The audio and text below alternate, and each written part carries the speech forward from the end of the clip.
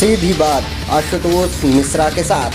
नमस्कार, शख्सियत में आपका स्वागत है और मैं हूं आपके साथ आशुतोष मिश्रा। आज हमारे तीखे सवालों का जवाब देने के लिए ऐसी राजनीतिक शख्सियत मौजूद हैं जो अब किसी पहचान की मोहताज नहीं है। भारतीय जनता पार्टी में उन्होंने जी और जान से मदद की है, मेहनत की है और एक लंबा जनाधार है उनका। हमारे साथ मौजूद हैं बीसलपुर से डॉक्टर रत्नेश गंगवार। रत्नेश जी, आप 2022 का चुनाव समीप आ गया है और आप किस दम पर, किस एजेंडे पर 2022 के चुनाव में अपनी दावेदारी पेश करेंगे और क्या कुछ आपका अहम रहेगा, क्या कुछ आपका मुद्दा रहेंगे 2022 के चुनाव को लेकर?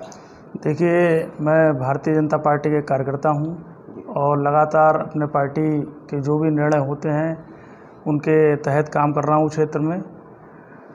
मेरे काम करने का तरीका यह है कि जो भी गांव गरीब का व्यक्ति मेरे पास कभी मेरे कार्यालय या मुझे जाने की ज़रूरत होती है, किसी भी मदद की ज़रूरत है, तो मैं प्रमुखता से उनकी काम निपटाने का प्रयास करता हूं। मैं ये बताना चाहता हूं कि सबसे बड़ा मुद्दा बीसलपुर में यह है कि हमारे बच्चों के लिए खेलने कोई स्टेडियम अभी तक यहाँ स्थापना नहीं हुई है। हमें चाहते हैं कि अगर हमें प्रतिनिधित्व करने का मौका इस विधानसभा का मिलता है तो सबसे पहले तो एक विशाल स्टेडियम जो है इस बीसलपुर में बनवाया जाए। मेडिकल लाइन में बहुत पिछड़ा हुआ हमारा बीसलपुर है। अभी ये कोरोना महामारी लगातार हम लोग 2 साल से देख रहे हैं, तो मुझे लगता है कि यहाँ पे एक बड़ा सरकारी हॉस्पिटल या प्राइवेट भी कोई ऐसा अभी तक मेडिकल लाइन में यहाँ डेवलप नहीं हुआ। तो हमारा प्रयास यही रहेगा इस तरीके की चीज़ें यहाँ मेडिकल लाइन में भी डेवलप हों, जिससे अचानक जो इस तरीके की बीमारियाँ समाज में व्याप्त हो जाती हैं उनसे निपटा जा सके। देखिए रत्नेश जी, 2022 के चुनाव में भारतीय जनता पार्टी आपको टिकट दे, इसके लिए आपने क्या कुछ कार्य किए हैं? देखिए, भारतीय जनता पार्टी में जब से मैं आया हूं तब से जो भी मुझे दिशा निर्देश पार्टी की तरफ से हुए, वो चाहे विधानसभा चुनाव पिछला रहा हो, पूरी ताकत के साथ मैंने यहाँ के जो प्रत्याशी थे उनकी पूरी ताकत से मदद की। इसके बाद लोकसभा का चुनाव रहा हो या विधान परिषद शिक्षक का रहा हो, नगर पालिका चुनाव रहा हो, जो भी चुनाव की मुझे जो भी जिम्मेदारी आज तक दी गई उसका मैंने अक्षरशः निर्वहन किया। मैं आपको बताना चाहता हूं कि मैं ज़िला पंचायत चेयरमैन की लड़ना चाहता था। डिस्ट्रिक्ट बोर्ड मेंबर मेरी पत्नी है वर्तमान में। हम लोग लगातार 3 बार से जीते हैं ज़िला पंचायत। पार्टी से अपना आवेदन किया, लेकिन पार्टी ने किसी दूसरे कैंडिडेट को यहाँ चुनाव लड़ने की अनुमति दे दी। तो तमाम पार्टियां लगी रहीं कि आप हमारे यहाँ से लड़िए या निर्दलीय लड़िए, लेकिन मैंने पार्टी के लिए मेरा मन समर्पित है और मैं चुनाव से पीछे हट गया, जबकि मेरी बहुत बड़ी दावेदारी उसमें बनती थी। इस तरीके से पार्टी का जो भी निर्णय होगा मैं उसको स्वीकार करता हूं, लेकिन मेरा मानना यह है कि इस बार मुझे इस विधानसभा चुनाव के लिए बीसलपुर विधानसभा से पार्टी को मौका देना चाहिए। अगर वो देते हैं तो मैं पूरी ताकत से ये चुनाव जीत के पार्टी को समर्पित करूँगा। देखिए रत्नेश जी, अगर बात की जाए तो राजनीति में आपने बहुत कम उम्र में बहुत अच्छा मुकाम पाया। क्षेत्र पंचायत सदस्य की बात की जाए, ग्राम प्रधान की बात की जाए, बीडीसी सदस्य की बात की जाए या जिला पंचायत सदस्य की जाए या ब्लॉक प्रमुख की जाए, आपके बदौलत आपके परिवार में ये सीटें हमेशा रहीं, इसमें हमेशा जीत हुई। 2022 का चुनाव बड़ा विधानसभा चुनाव बड़ी चीज़ होती है। आपके विरोध में तमाम बड़े कद्दावर नेता भी लगे रहते हैं। क्या लगता है आपको इस बार जो 2022 का चुनाव होगा, इसमें क्या उम्मीद लगती है? देखिए, 2022 का जो चुनाव होगा, अगर पार्टी द्वारा यहाँ टिकट चेंज करके अगर मुझे यहाँ का प्रत्याशी बनाया गया तो बहुत बड़ा दारोमदार युवाओं पे होगा। हमारा युवा वर्ग ये चाहता है कि जो यहाँ पूर्व में प्रत्याशी लड़ते रहे हैं किसी भी पार्टी से, वो लगभग 30-32 साल से यहाँ काबिज हैं। कभी कोई बना, कभी कोई बना, लेकिन विकास का पहिया जो है जिस तरह चलना चाहिए था उस तरीके से नहीं हुआ। मैं आपको पुरानी बात बता दूं, यहाँ जो अभी 30-32 साल से जो जनप्रतिनिधि हैं, इससे पूर्व एक नाम बाबू तेज बहादुर जी थे, जिनके समय में तो लोग कहते हैं कि एक गवर्नमेंट डिग्री कॉलेज बन गया, एक डाइट बन गई, एक हमारी गन्ना फैक्ट्री लग गई। लेकिन इसके बाद के जब आप परिदृश्य में जाएंगे 1991 से और लगभग 2022 तक, तब तक कुछ ऐसा नहीं दिखता है जिसको लोग कह दें इस जनप्रतिनिधि द्वारा एक बहुत बड़ा काम इस बीसलपुर विधानसभा में कर दिया गया है। तो लोग चाहते हैं, बदलाव का समय है कि अब किसी दूसरे ऐसे व्यक्ति को मौका मिले जो ज़मीन से जुड़ के और भौतिक हकीकतों को देखते हुए इस बीसलपुर को आगे ले जाने का प्रयास करें। रत्नेश जी, अक्सर देखा गया है कि आप फेसबुक या सोशल मीडिया के माध्यम से मौजूदा विधायक जो कि भारतीय जनता पार्टी से हैं उनके विरुद्ध तंज कसते रहते हैं। मैंने आपकी फेसबुक पोस्ट देखी है। ऐसा क्या कारण है कि आप भारतीय जनता पार्टी के कार्यों से परेशान हैं या प्रतिनिधि से परेशान हैं? नहीं, हम भारतीय जनता पार्टी के जो वर्तमान विधायक हैं उनकी कार्यशैली से परेशान हैं, क्योंकि आप लोगों को विदित होगा कि पिछली बार मेरा भी किसी राष्ट्रीय पार्टी से टिकट हुआ था, लेकिन जब दो पार्टियों में अलायंस हो गया तो मुझे उस चुनाव से हटना पड़ा 2017 के चुनाव से। और चुनाव से पूर्व भारतीय जनता पार्टी को ज्वाइन किया और यहाँ के जो विधायक थे उनकी पूरी ताकत से मैंने मदद की। उसके बाद से उनको ये लगा कि हो सकता है कि ये व्यक्ति कभी मेरी सीट के लिए भी दावेदार ना बन जाएं, तो जितना विरोध सामने आके जितना वो कर सकते थे उन्होंने, चाहे चुनाव के माध्यम से, चाहे कोर्ट के माध्यम से करा हो, चाहे प्रशासनिक तरीके, वो लगातार मेरा हनन करते चले आ रहे हैं। मैंने बहुत समय तक ये प्रयास किया, एक ही पार्टी में हैं तो इस तरीके की बातें उनकी तरफ से रहें, मेरी तरफ से कोई ना रहें, लेकिन जब बिल्कुल घड़ा भर सा जाता है तो मजबूरी होती है अपनी बात कहना।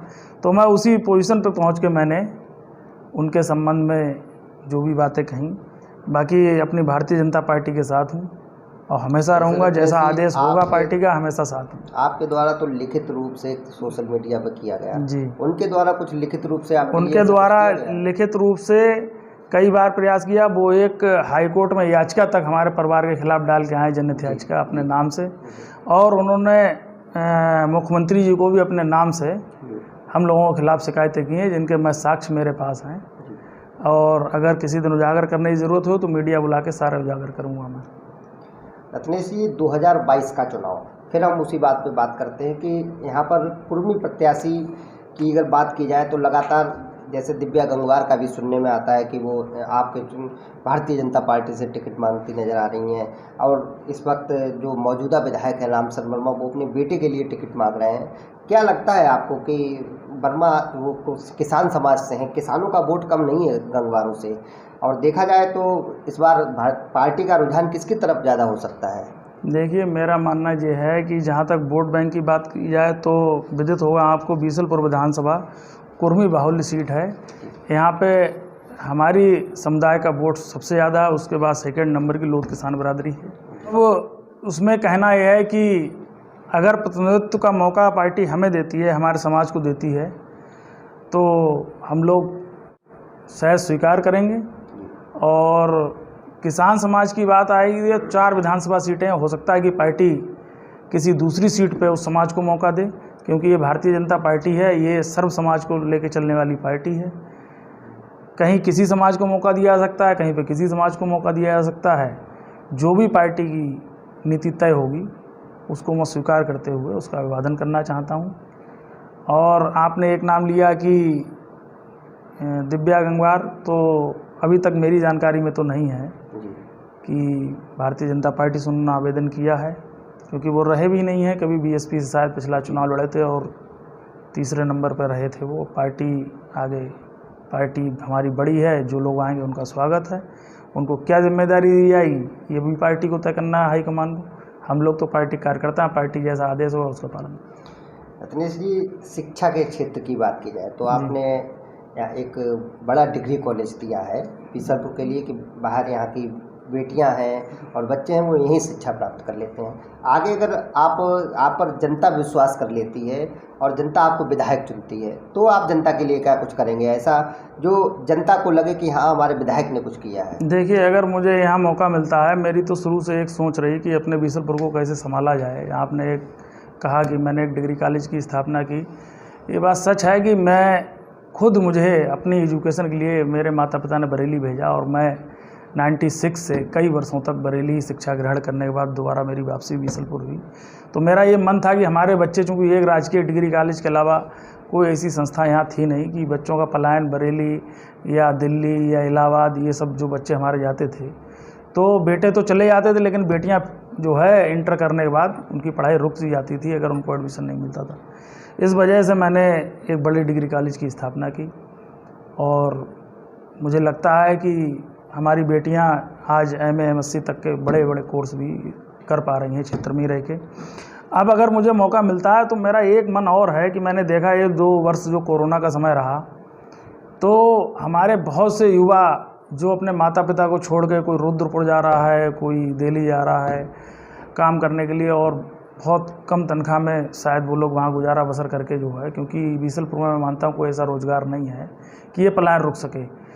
तो अगर मुझे मौका मिलता है तो मैं ये चाहता हूँ कि कुछ बड़ी फैक्ट्रियाँ इस बीसलपुर में डेवलप हों, जिससे बच्चे को अपने माता पिता की सेवा करते हुए ही यहाँ नौकरी मिले, वो अपने माता पिता के साथ रह सके, उनकी सेवा भाव भी कर सके, उसका भरण पोषण भी हो सके।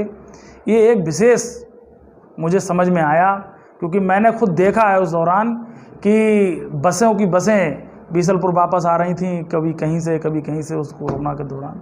तो मैंने अनुभव किया कि कई हज़ार लोग हमारे इस बीसलपुर को छोड़ के और बाहर रोज़गार के लिए जाते हैं। सबसे मेन मुद्दा मेरा है कि वो पलायन जो है किसी भी तरीके से रुकना चाहिए। रत्नेश जी, एक सबसे अंतिम सवाल है हमारा, आप चाहें तो इसका जवाब ना भी दें। जैसे जिला पंचायत का चुनाव हुआ था तो वार्ड नंबर 28 से आपको टिकट नहीं दिया, फिर भी वार्ड नंबर 28 से चुनाव लड़े। क्या ऐसा ही 2022 में यदि भारतीय जनता पार्टी आप पे भरोसा नहीं जताती है, नहीं, तब आप क्या करेंगे? देखिए, भारतीय जनता पार्टी ने भी मुझे प्रत्याशी बनाया था, लेकिन वार्ड नंबर 28 के वार्ड नंबर 29 में प्रत्याशी पत्नी को घोषित किया गया था। इसके बाद मैंने अपनी बात उच्च स्तर पर, प्रदेश अध्यक्ष स्तर और जिला स्तर पर दोनों जगह जब रखी, तो मुझे ये निर्देश हुआ कि आप जिस वार्ड में लड़ना चाहते हैं आप उसको चुनाव लड़िए। और आपने देखा होगा उस दौरान दूसरे वार्ड में और भी जो प्रत्याशी लड़े थे पार्टी के खिलाफ, उन सब पे कार्रवाई भी हुई। मेरे खिलाफ कोई कार्रवाई इसीलिए नहीं हुई कि मैंने पहले जो मेरे साथ हुआ उसको मैंने अपने उच्च स्तर तक पूरी बात रख के वहाँ से निर्णय लेने के बाद ही मैंने वार्ड नंबर 28 का चुनाव लड़ा, और जो मैंने बहुत बहुमत से जीता। ये थे हमारे साथ डॉक्टर रत्नेश गंगवार, जिन्होंने तमाम मुद्दों पर बात की, हमसे तमाम हमारे सवालों का जवाब दिया, ऐसे सवालों के जवाब दिए जिन सवालों का जवाब बीसलपुर की जनता चाहती है।